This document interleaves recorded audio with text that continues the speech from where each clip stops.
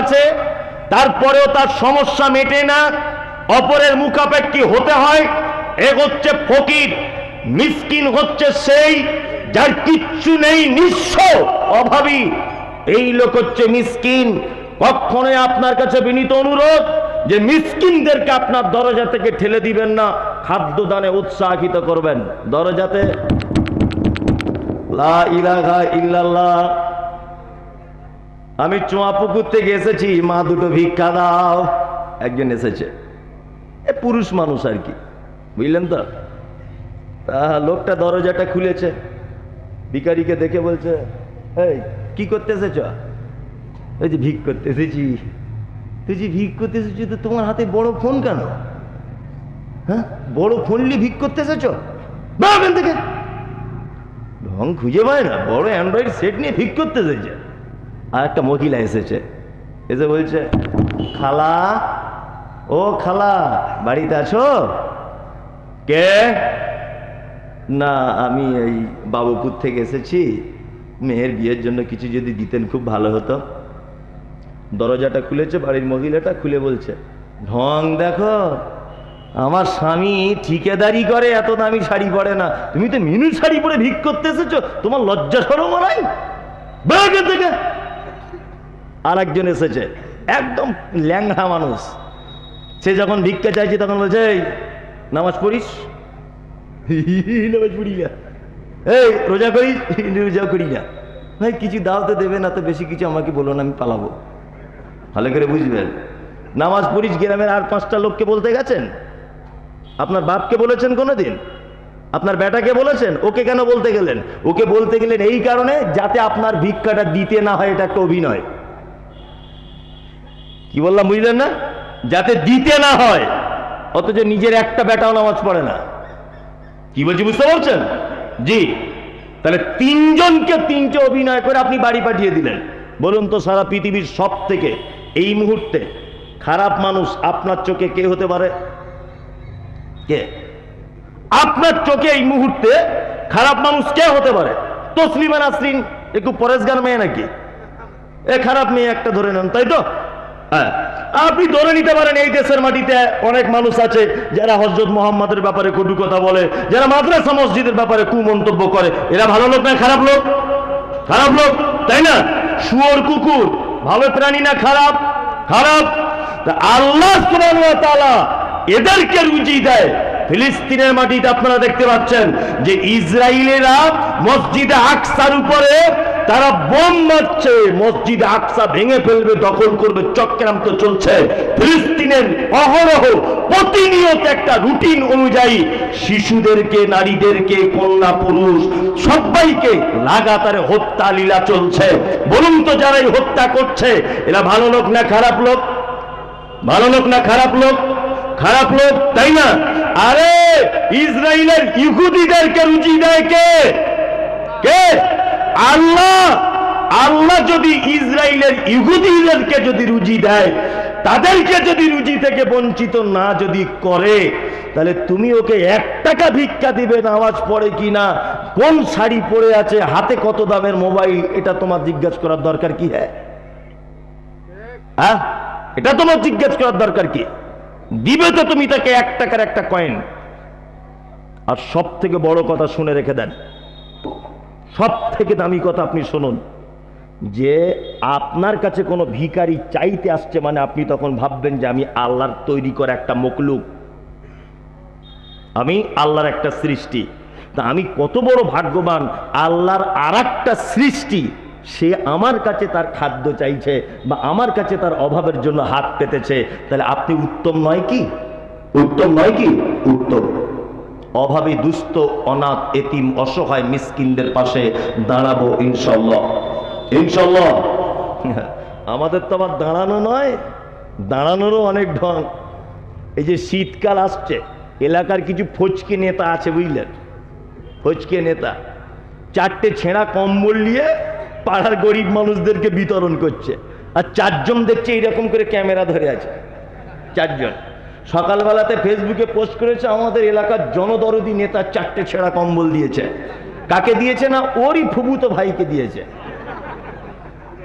আচ্ছা বলুন দেখি, ওর ফুফুতো ভাইকে যে 4টে ছেঁড়া কম্বল দিল আর ও যে ফেসবুকে পোস্ট করলো, তা ওর ফুফুতো ভাইয়েরও তো মেয়ে জামাই থাকতে পারে, পারে কি পারে না? তারও তো আত্মীয় স্বজন থাকতে পারে। তা তার মেয়ে যখন সোশ্যাল মিডিয়াতে দেখবে যে আমার আব্বাসকে গরিব বলে রাস্তায় দাঁড়িয়ে কম্বল নিতে হচ্ছে আমার আব্বার, শ্বশুর বাড়িতে মেয়েটা আর বড় হয়ে কোনোদিন মুখ তাকিয়ে কথা বলতে পারবে? পারবেন? পারবেন না। লকডাউনে কাকে 1 লিটার সরিষার তেল দিয়েছে, 4 বার দেখছি ফটো তুলে ছাড়ছে ফেসবুকে। কি দানির বেটা দানি! ফেরেশতারা কাঁচা কুঞ্চি রেডি করে রেখে তোমার পাছার চামড়া তুলে দিবে উল্টো পাল্টা যদি করো, বুঝলেন তো? রিয়া হয়ে যাবে। কি রিয়া? গোপনে গোপনে করুন। প্রকাশ্য দান করা যায়, অবশ্যই যায়। প্রকাশ্যে দান করা যায় অবশ্যই, সিররা ওয়া আলানিয়া, প্রকাশ্যেও করা যায়, গোপনেও করা যায়, তবে এটা পরিস্থিতির পরিপ্রেক্ষিতে করা হবে। এখন যেমন জলসা, জনগণ অনেক, এখানে আপনি যদি সবার সামনে দান করেন তা আপনাকে দেখে আরেকজনও দিতে পারে। কি বললাম বুঝলেন? এই পরিস্থিতিতে গোপনে দিতে গিয়ে যেন আবার এই কাজ করিয়েন না। যাই হোক, আল্লাহ তাআলা বলছেন ওয়ালা ইয়াহুজ্জু আলা তুআমিল মিসকিন ফাওয়াইলুল লিল মুসাল্লিন। আল্লাহ তাআলা বলছেন দুর্ভোগ, আবার ওয়াইল একটা জাহান্নামেরও নাম বটে। আল্লাহ তাআলা বলছেন দুর্ভোগ ওই নামাজীদের জন্য। কারা? আল্লাযীনা হুম আন সালাতিহিম সাহুন, যারা সালাত আদায় করে, যারা নামাজ পড়ে অস্বস্তি সহকারে, বিরক্তি সহকারে, অস্বস্তি সহকারে, এদের জন্য আল্লাহ তাআলা বলছেন একটা জাহান্নাম আছে, তার নাম ওয়াইল। এরা দুর্ভোগ। এই তাহলে আল্লাহ নামাজীদের কথা বলছেন না বেনামাজীদের কথা? নামাজীদের কথা, মানে সাংঘাতিক গেঁড়াকল। নামাজিরা তাহলে ভাবছে এই মৌলবী প্রতি বছর আনবো, আমাদের ব্যাপারে কিছু বলছে না। যারা নামাজ পড়ে তাদের জাহান্নাম পাঠিয়ে দিচ্ছে। এই খ্যাপা কথা করে আমি কেন বলবো? আল্লাহ এই কথা বলছেন। কি বললাম বুঝলেন না?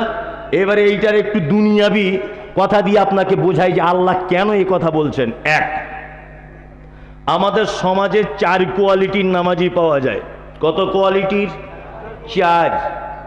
1, শুধু জোহরে যায়, আসরে যায়, মাগরিবে যায়, এসাতে টাইম পায় না, ফজরে ঘুম ভাঙে না, এই 1 কোয়ালিটির নামাজি।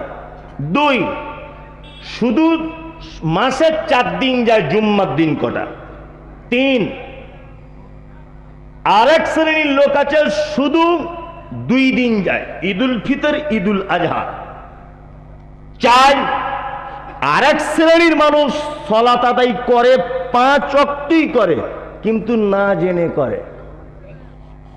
30 বছর লোকটা নামাজ পড়ছে। চাচা দুয়ায় কুনুতটা বলো তো। আমি কি আর জানি, বয়স হয়ে গেছে, এত বড় দুয়া। বলে হাসছে দাঁত বার করে।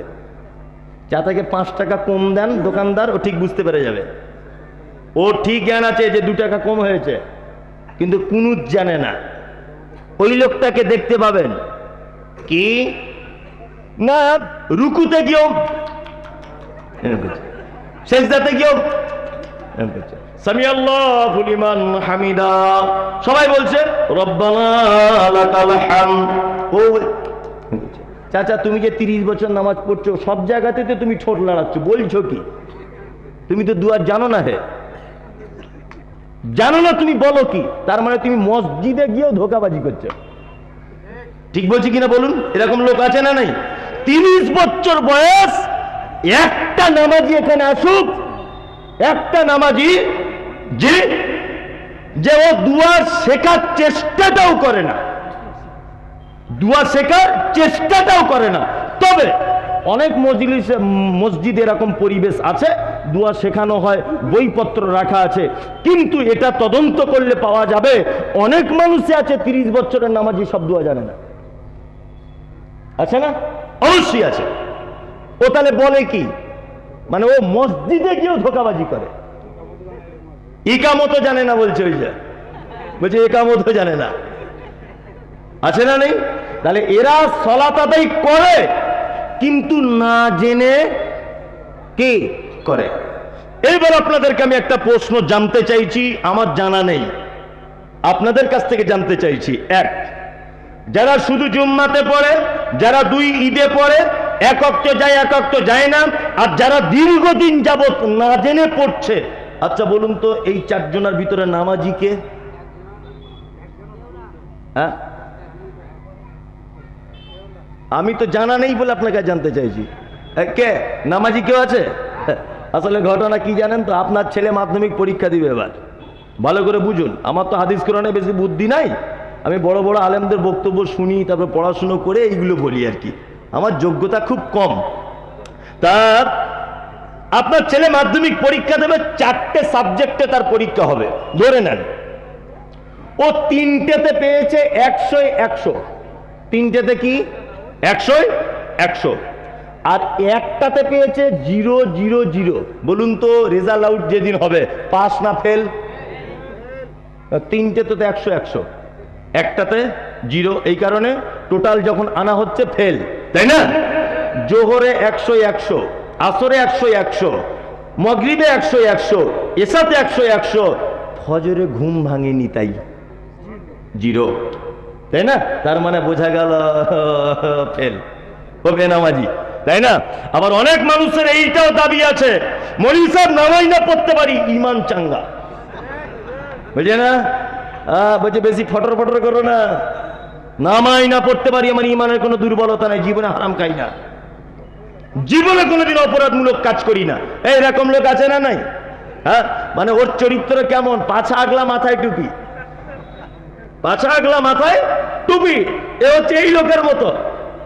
কিছু লোক আছে, আপনাকে একটা কথা বলে দিচ্ছি, শুনে রেখে দেন। লোক মারা গেছে একটা লোক, তাই ইমাম সাহেব জানাজার সামনে দাঁড়িয়ে বলছে আসসালামু আলাইকুম, মনোযোগ দিয়ে শুনবেন, কেউ চিল্লামিল্লি করবেন না। আমাদের গ্রামের ফটিক ভাই মারা গেছে, খুব ভালো লোক ছিল, ভুল ত্রুটি করে থাকলে আল্লাহর রাস্তে ক্ষমা করে দেবেন, ঋণ টিন করে থাকলে ওর বড় বেটাদেরকে বলবেন পরিশোধ করে দেবে ইনশাল্লাহ। আর সকলেই মাইয়েতের জন্য একটু দোয়া করে দিবেন, যাতে আল্লাহ ওনাকে জান্নাতবাসী করুন। এই গ্রামে হয় না, আশেপাশে অনেক বেদাতি গ্রামে হয়। আর কি বলে, মেয়েদের তরফ থেকে 12টা খতম দোয়া হয়েছে, আর ছেলেদের তরফ থেকে 22টা খতম, টোটাল 40টা খতম ওই মৃত্যু মানুষের নামে, ফটিক ভাইয়ের নামে বক্সে দেওয়া হলো, আল্লাহ যেন এর বিনিময়কে জান্নাত দিয়ে দেয়। আচ্ছা বলুন তো, ইমাম সাহেব আর 1000 জানাজার মুসল্লি সবাই মিলে যদি দোয়া করে যে আল্লাহ ওকে জান্নাত দাও, ওকে জান্নাত দাও, লোকটা জীবনে কোনোদিন নামাজ পড়েনি, সম্ভব না? আছে? আছে? সম্ভব না? খুব কম। ঘটনা ঠিক এরকম, আমার বেটা আমাকে বলছে আব্বা মিলিটারির চাকরি করব, আমাকে বলছে, বোঝানোর জন্য বলছে, আমার ছেলের 12 বছর বয়স, সত্যি নয়, বলছে আব্বা মিলিটারির চাকরি করব। আমি চিন্তা কর, ও ছুটে মাঠে রান করেছে, একদম ফার্স্ট, লিখিত পরীক্ষায় একেবারেই ফার্স্ট, মৌখিক পরীক্ষায় একেবারেই ফার্স্ট। আমার আর ছেলে আমাকে বলছে আব্বা 2 লাখ টাকা একটা অফিসার চাইছে, তাছাড়া হবে না। আমি বললাম কোনো ব্যাপার না, আমার জলসা করার টাকা, গাদা টাকা, যত পারবি 2 লাখ দিয়ে দিলাম। বলছে আব্বার একটা পরীক্ষা বাকি আছে। বলছি কি? বলছে একটু ফিতেটা নিয়ে হাইটটা দেখবে আমি কতটা সাইজ। সব কিছুতে আমার ছেলে 1 নাম্বার, 2 লাখ টাকাও দিয়ে দিয়েছি, কোনো অসুবিধা হয়নি। মাপতে গিয়ে দেখছে আমার ছেলের সাইজ 3.5 ফুট। বলুন তো মিলিটারিতে চাকরি হবে? কিয়ামত পর্যন্ত হবে আমার বেটার চাকরি?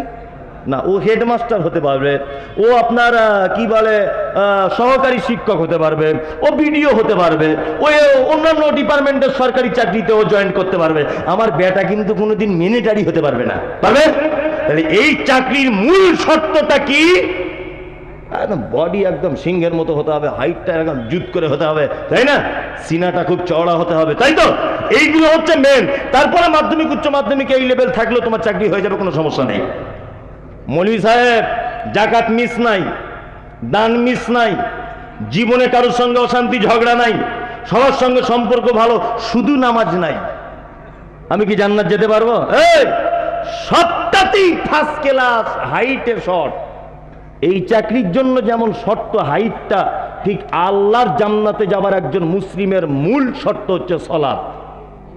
যার সলাত নেই তার জান্নাত নেই। আপনাকে এবার একটা আশ্চর্য কথা বলি।